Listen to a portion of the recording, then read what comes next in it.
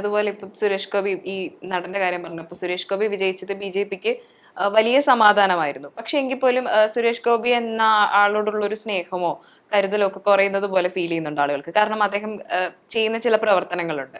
അല്ലെങ്കിൽ അദ്ദേഹം സഡൻലി പ്രതികരിക്കുന്നതാണ്. അദ്ദേഹത്തെ അറിയുന്ന പലരും പറഞ്ഞിട്ടുള്ളത് ശുദ്ധ മനുഷ്യനാണ്. പക്ഷെ എന്നാൽ പോലും അദ്ദേഹം പെട്ടെന്ന് മുൻചുണ്ടി കാണിക്കാറുണ്ട് എന്നുള്ളത്.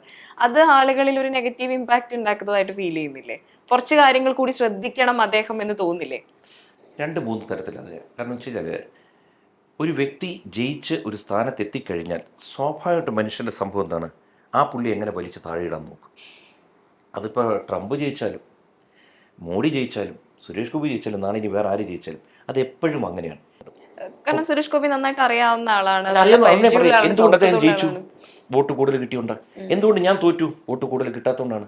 അപ്പോൾ അദ്ദേഹത്തെ അംഗീകരിച്ച് കഴിഞ്ഞു, അദ്ദേഹം ജയിച്ചു കഴിഞ്ഞു. ജയിച്ചു കഴിയുമ്പോൾ പിന്നെന്താണ്, ആ അദ്ദേഹത്തെ പറ്റി നല്ലത് എഴുതൂ, അതിന് പകരം എന്ത് വെച്ചാൽ നെഗറ്റിവിറ്റി വരും. തെറ്റല്ല, കാരണം അദ്ദേഹം റിയാക്ട് ചെയ്യുന്നൊരു മനുഷ്യനാണ്.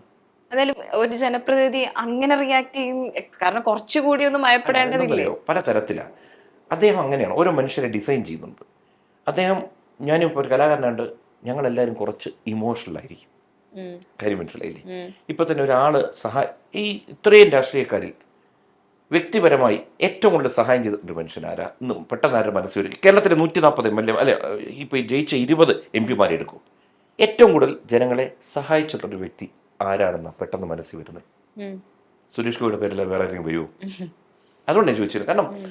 എല്ലാവർക്കും ഇപ്പം എൻ്റെ പോരായ്മകൾ എടുത്താലുണ്ടല്ലോ, എണ്ണിയാ തീരാത്ത പോരായ്മ എനിക്കുണ്ട്.